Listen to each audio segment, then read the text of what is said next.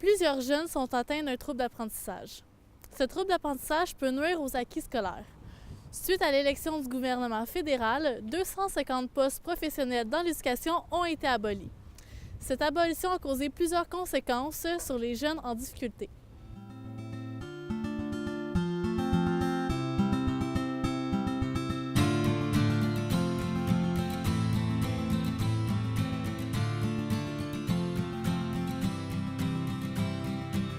C'est pas rendre service à la société parce que si veut pas, à l'école, c'est là qu'on rend on dit toujours que le futur appartient à nos jeunes. Là.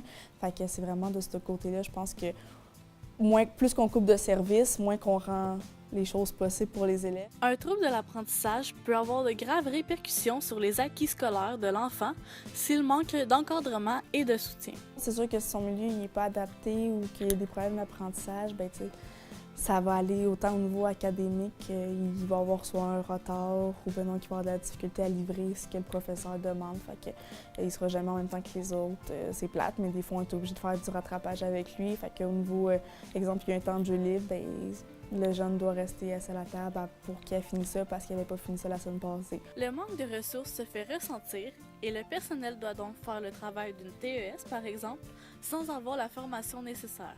Des fois, ils nous demandent de faire le travail d'une TES, qu'on n'est pas nécessairement formé, mais en ayant des coupures budgétaires, ils nous payent au salaire d'une éducatrice ou d'une PEH, qui est une préposée aux élèves handicapés, pour faire quasiment le travail d'une TES, puis voilà les coupures.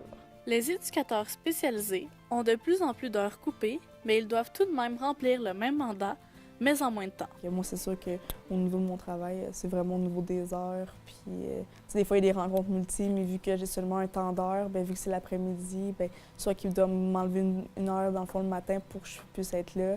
Sinon, je suis juste pas là, puis ils prennent en considération, dans le fond, les besoins. Je dois en faire des comptes rendus parce que je peux pas être là à la rencontre parce que c'est des heures de plus de pays. Avec l'intégration des enfants à besoins particuliers en classe régulière, les professeurs doivent ajuster leur enseignement étant donné le manque de ressources et cela devient difficile pour les enseignants. On doit vraiment prendre en compte les difficultés d'apprentissage de nos élèves et aller leur offrir des stratégies pour les aider dans leur apprentissage.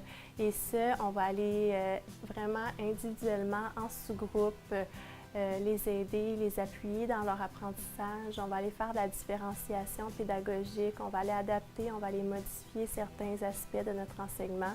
Suite aux coupures scolaires, les parents aussi manquent de ressources et d'aide pour leurs enfants en trouble d'apprentissage. Je suis rendue que, comme ma sœur aide à mon fils à l'école, avec ses travaux, parce qu'il a besoin de plus d'aide. C'est un enfant qui a de la difficulté. Il est supposé avoir un plan d'aide, c'est compliqué, le plan d'aide n'a pas suivi, il a fallu pousser, puis tout d'un coup, ils l'ont oublié, il a passé entre les craques, mais par chance que ma soeur l'aide, parce que sinon, il sera en échec encore complètement. Plus de la moitié des élèves ont besoin d'une aide supplémentaire. C'est évident que cette demande aux yeux des parents, professeurs et éducateurs n'est pas écoutée. C'était Alicia Rodrigue pour le Cégep régional de Terrebonne pour l'informateur.ca.